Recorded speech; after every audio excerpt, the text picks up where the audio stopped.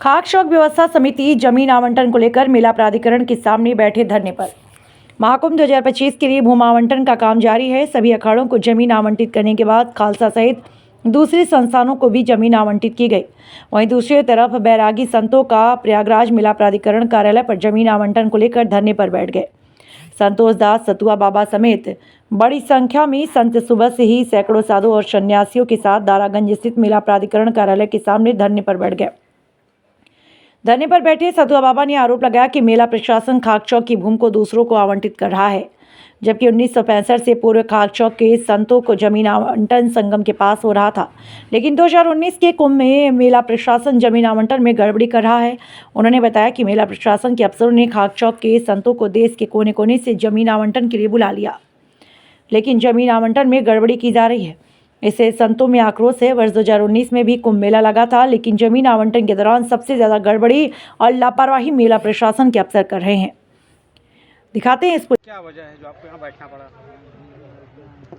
2025 के महाकुंभ के पावन पर्व पर जहाँ पूरा विश्व संतों और महंतों साधु संतों के दर्शन के लिए कुंभ में दर्शन के लिए आतुर है, वहीं कुंभ की बसावट के दौरान मेला प्रशासन खाक चौक जो वैष्णव संतों का बहुत अनादिकाल पुराना एक संगठन है, एक समूह है, उसको भूमि आवंटन में छल कपट और गुमराह करते हुए संतों के संगठन को दो जगह बसाना चाहता है।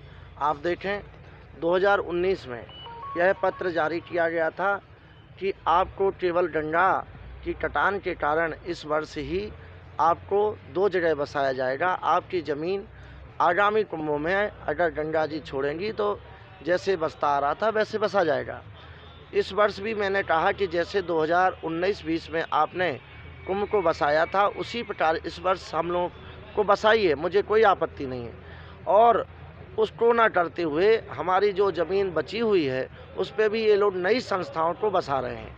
हम लोग कहना चाहते हैं कि इतना संत समूह, क्या इनको क्या बुरा लगता है संत समूह से कि संत समूह को दूर फेंका जा रहा है और नए लोगों को हमारी ज़मीन पर बसाया जा रहा है।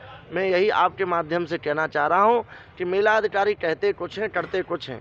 हम आपको सारे अभी नक्शे देते हैं कि जब से मेला प्रशासन की कार्रवाई शुरू हुई लेआउट की, तो हमें नक्शा बताया जाता है कुछ और रात को यहाँ कुछ कर दिया जाता है।